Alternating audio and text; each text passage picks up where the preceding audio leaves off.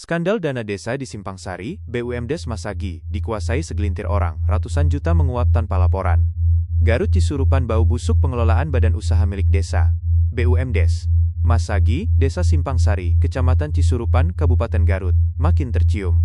Aliran dana desa ratusan juta rupiah yang seharusnya menjadi mesin penggerak ekonomi warga, justru diduga dikuasai segelintir orang tanpa transparansi dan pertanggungjawaban yang jelas.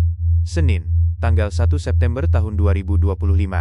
Sekretaris Desa, Sekdes, Simpang Sari, Bayu, blak-blakan menyebut pembentukan pengurus BUMDes baru pada Januari tahun 2025 cacat prosedur. Ketua BUMDes yang baru, Habi Anton, ditunjuk tanpa pemilihan resmi. Tidak ada sertijab dari pengurus lama ke pengurus baru. Bahkan hanya ada satu orang pengurus aktif bernama Aisyarifah. Anehnya, meski belum jelas kepengurusannya, pada April tahun 2025 BUMDes kembali menerima 235 juta rupiah dari dana desa.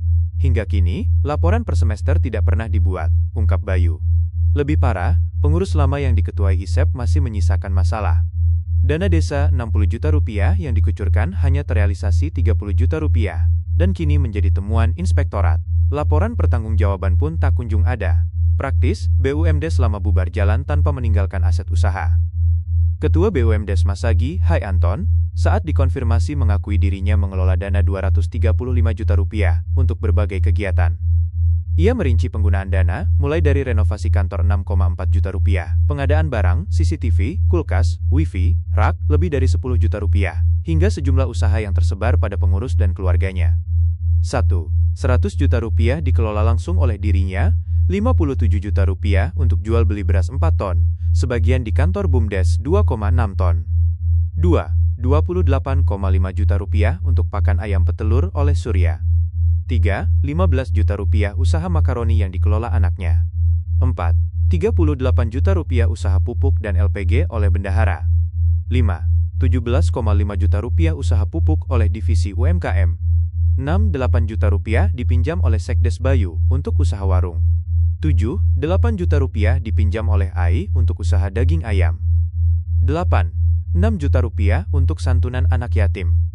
Ironisnya, hingga kini tak ada laporan keuangan resmi yang disampaikan ke pemerintah desa. Sejumlah dugaan pelanggaran mencuat. 1. Cacat prosedur pembentukan pengurus. Bertentangan dengan Permen Desa PDTT nomor 4 tahun 2015, pembentukan BUMDes wajib melalui musyawarah desa, bukan hanya kesepakatan kepala desa dan BPD. 2. Laporan pertanggungjawaban mangkrak. Melanggar Permendagri nomor 20 tahun 2018 yang mewajibkan laporan berkala penggunaan dana desa. 3. Konflik kepentingan.